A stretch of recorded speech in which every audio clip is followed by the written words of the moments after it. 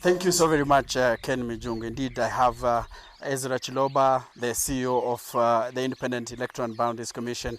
Thank you so very much and welcome to NTV. Now, my first question is, what is happening here? Probably many Kenyans would love to know what IEBC is doing at this moment. One is that we are preparing for elections, and what is critical now is that we have a team of new commissioners that came in office on 20th January.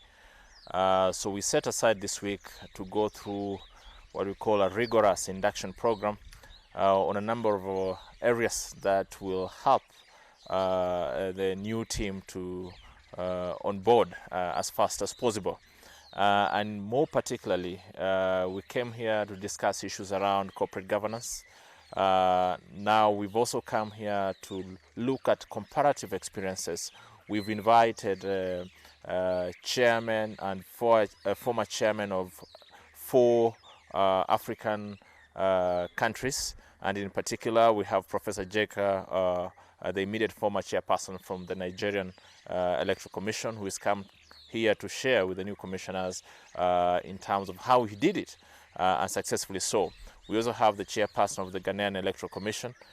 She recently ran a very successful election, so they're sharing with us the experiences. We have the Namibian Electoral Commission, the chairperson also is here, as well as the chairperson of the South African Electoral Commission. I think those are some of the countries that every time we engage, people will be telling us why not compare with other countries. So they're here to share the experiences with us in terms of how you run elections in an intense political environment like ours.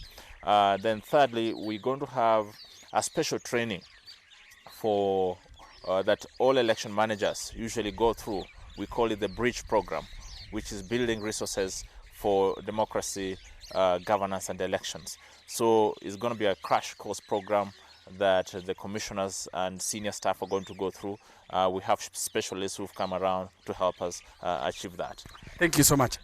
6 months to the election, and many Kenyans are still waiting to understand some of the issues that, for example, have been the commission said that are hindering the smooth running of election preparedness. Now, let's look at the issue of court injunctions and court rulings.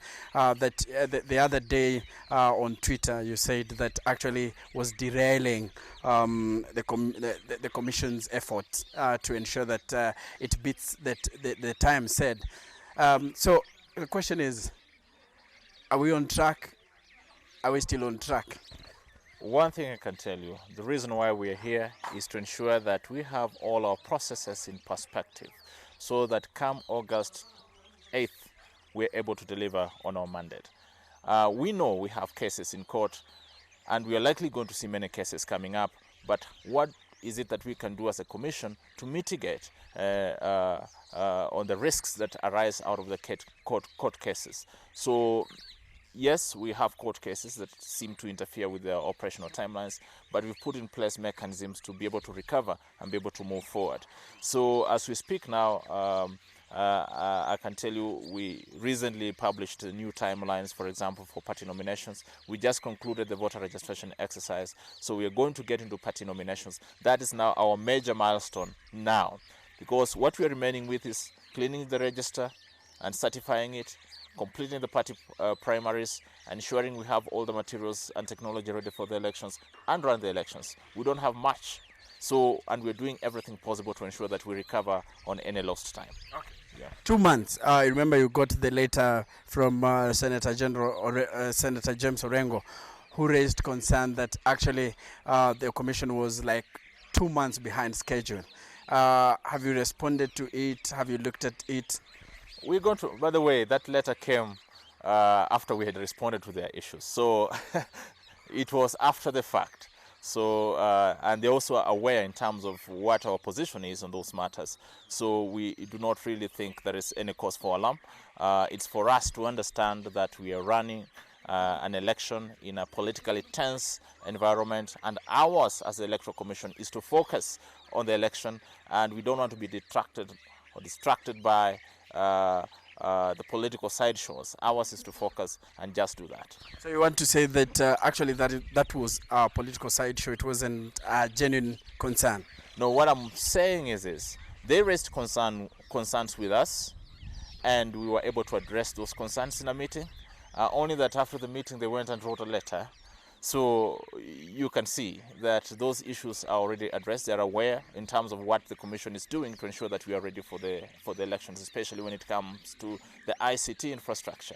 And we're making significant progress. And we hope that we're not going to have any other issues along the way that are going to make us lose focus on what we are supposed to be doing. And what we urge all these players to do is that if there is an issue, instead of canvassing that issue through the media, the Commission is open. Commissioners are there to listen to them, and let us address these issues together. If there's an issue that is not clarified, let us be able to clarify that jointly in an open and transparent manner so that we enable the country to move forward. And that's our responsibility. My last question, probably, one of the issues you are looking at is the transition that the electoral body has had since 2008, that is after the post-election violence. And but the key issue is about enhancing credibility of the commission. So besides the induction workshop here, what other areas are you looking at to ensure that Kenyans have faith or regain faith in this crucial public institution? I will correct you on one thing. The question is whether Kenyans have trust in the electoral process. And the electoral process is beyond IEBC. You can have questions about IEBC. IEBC is doing its best to correct it. Do you have faith in political parties? Do you have faith in those candidates who aspire to run for office? Do you have faith in the media that ensures that Kenyans are getting the right information? So when you put all those things together, that is what constitutes an electoral process. Do Kenyans have faith in the electoral process? There's a much that the commissions are going to do, and we've already started doing that. We shared with the country the election operations plan in a more transparent manner, telling the country where we are, what we're supposed to be doing to ensure that we have a credible election come August 2018. We went into preparing the register. Recently, you know that we've been able to tell the country that we have about 128,000 duplicate IDs in our database, and we need to clean our register so that when we go to the election, we have one register that is clean, acceptable, and credible 30 days before the election. We are putting in place we are revamping our ICT infrastructure. And you saw the tenders that we floated. The Kenya Integrated Election Management System is still under procurement review. We hope that we will be able to get to the end of that. We are revamping our data center. We are extending our technology, our LAN 1 infrastructure across the country so that we have easy communication across all our offices. So we are doing what we can to ensure that we live up to our mandate. The question is, do other actors also inspire confidence that Kenyans can believe that elections is the only means by which we put in a government or we get out a government? Yes, so if you ask me again, ask the right question, you get the right answer. And it should not be about IEBC alone, because we are doing our best. Other actors doing their best. My very last question, before I let you go. There is the issue about right now you are doing registration of prisoners. And there are those prisoners actually who participated in the elections in 2013. Right. And so they are already in the register. Mm-hmm. And some of them, like yesterday I was in Kamiti prison, and they couldn't be registered. So what is the way forward for them? Number two, still on the same issue, those who will be registered during this exercise, and then before the elections, they're either pardoned or some of them will have finished their sentence. What will happen to them? Because now their place or their station of voting is the prison. Number one is that if you are a prisoner and you registered in 2013, our advice to our officers on the ground, if you want to transfer, you'll be given a transfer form to register now, to transfer to the polling station or the registration center, which is now where you are at the moment. So we've opened that window for our officers to be able to process them. If you register now and by the time we have elections, you will not be in prison, unfortunately, hopefully that you might be able to change your details if it is before if it's before the 30th of May, not 30th, but 10th of May, when we are going to open the register for verification. So there are those challenges of actually enabling people in institutions like prisons to be able to vote, just the same way we deal with the diaspora.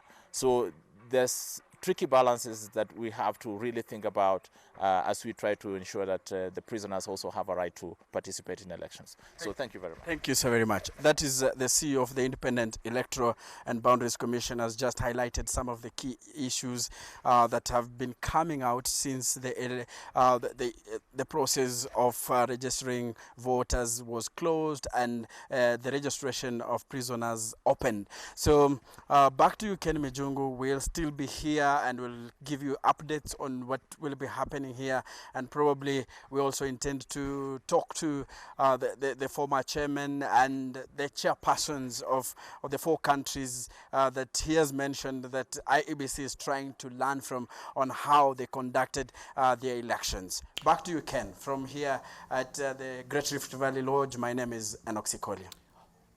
All right, thank you, Sikola, and hoping that experience counts in the coming election. Enoch Sikolia speaking to us from the Great Rift Valley Resort in Naivasha, where the IEBC is holding a retreat. We'll be going back to Sikolia a little bit this time, and obviously we'll be crossing back over to Enoch Sikolia, who is still in Naivasha with the IEBC team. And the IEBC is basically meeting in Naivasha ahead of the August polls. They are trying to find a way forward, best practices by comparing notes with other countries that have done it, how they did it. Remembering that IEBC, the commissioners, are just 2 months in office. And Enoch Sikolia now joins us live from Naivasha. Enoch, what is the latest from where you are?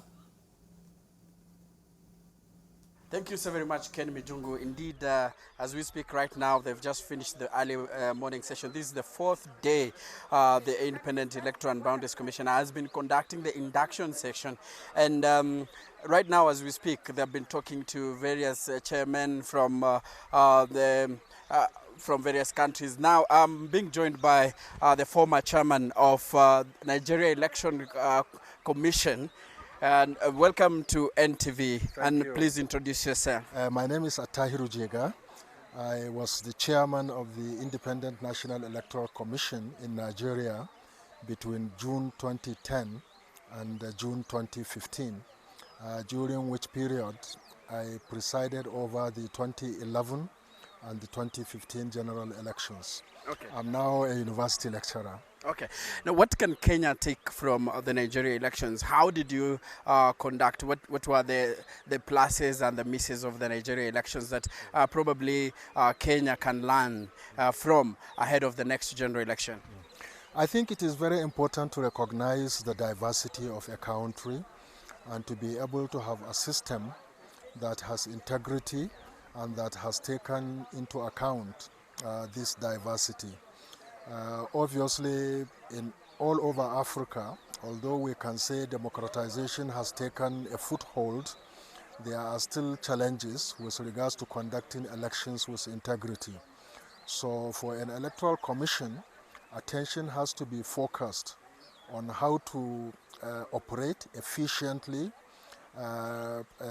professionally, as well as on a non-partisan basis.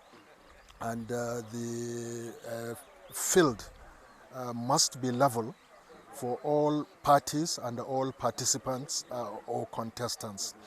And obviously, how you ensure that the procedures are transparent and that the staff of the commission conduct their work with integrity as well as with professionalism goes a long way to ensure that elections are not only free and fair, but are also conducted with integrity. Now, we have seen several cases in Africa where elections are either not, like for example, those who lose decline the results and end up even leading to chaos. Kenya, for example, the instance in Kenya was in 2007. And we've seen in many countries across the continent.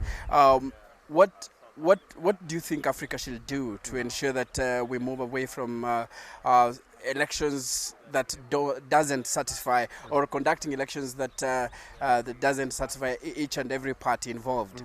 I think the most important thing is for all stakeholders to recognize that having free, fair and successful elections is not the business of the Electoral Commission alone. It requires the active engagement and participation of all key stakeholders. All hands must be on deck. Quite often, things go wrong because of the mindset of politicians in terms of either mobilization of ethnicity or religion or regionalism.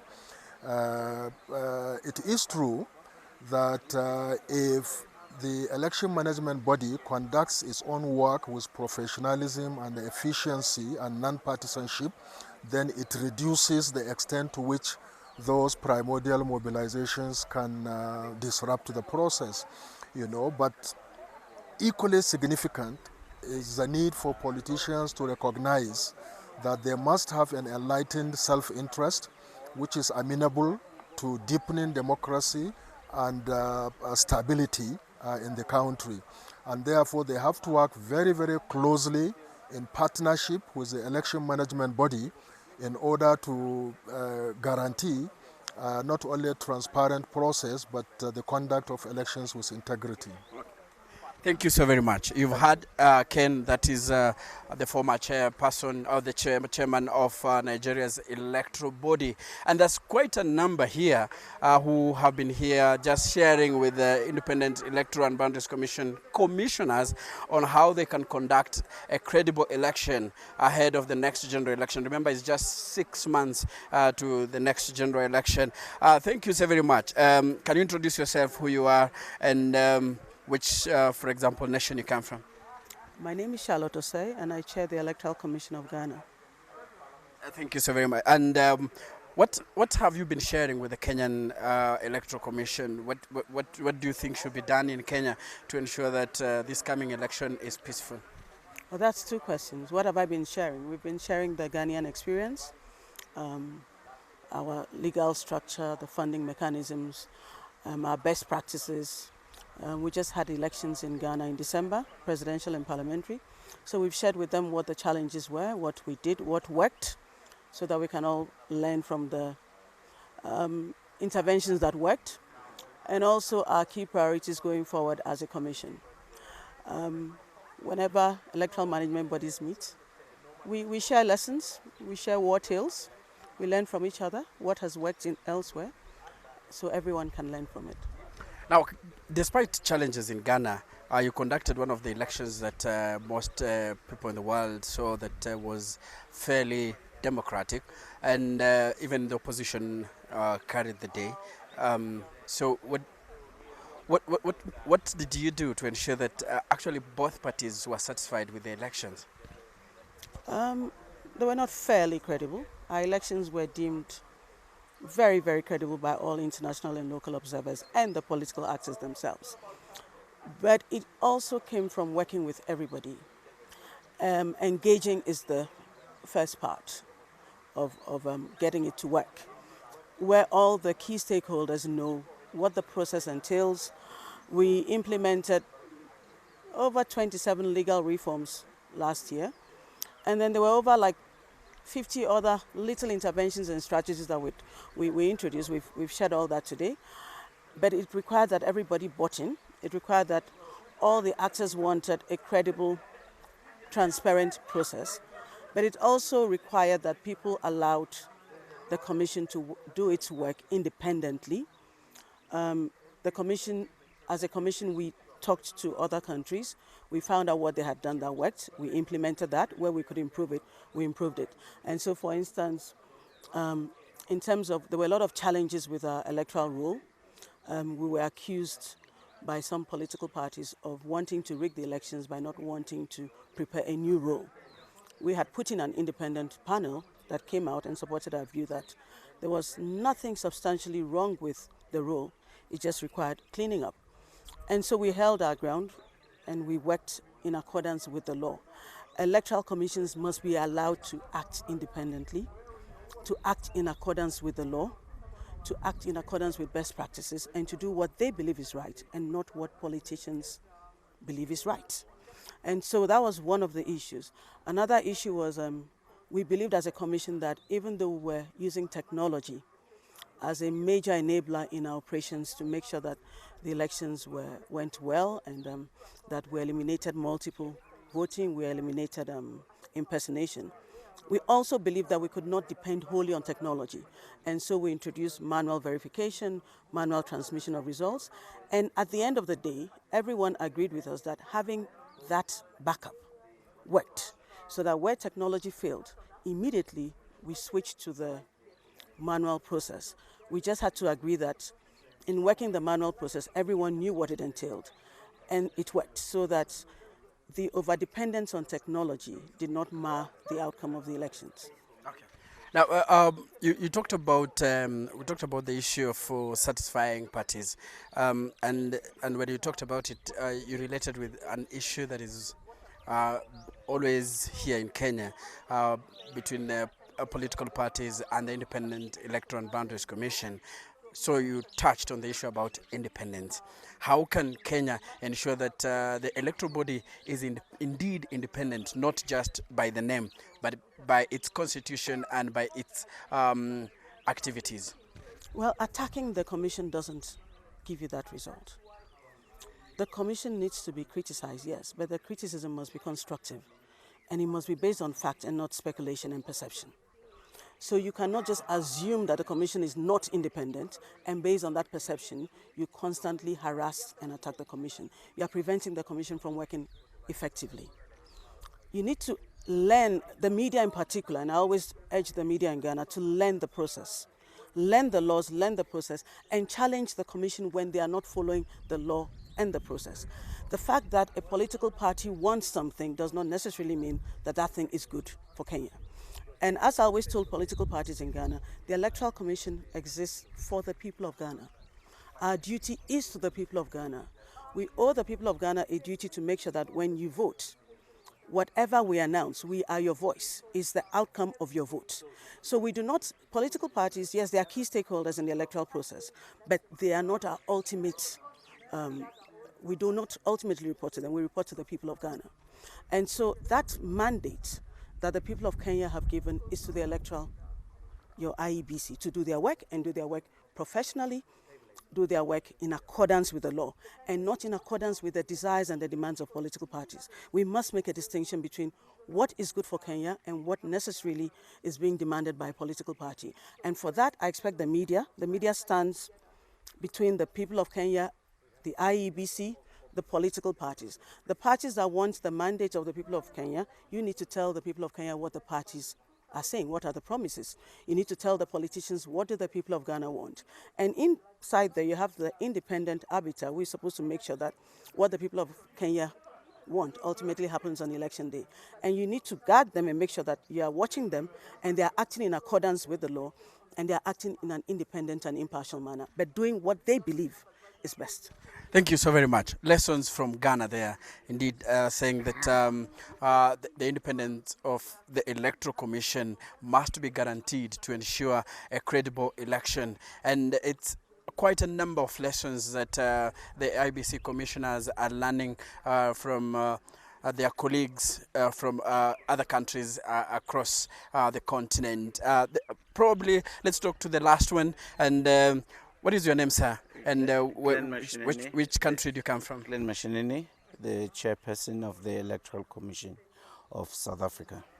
Okay, thank you so very much. And has Africa grown in terms of managing elections? Do you feel it has grown since the attainment of independence in various countries?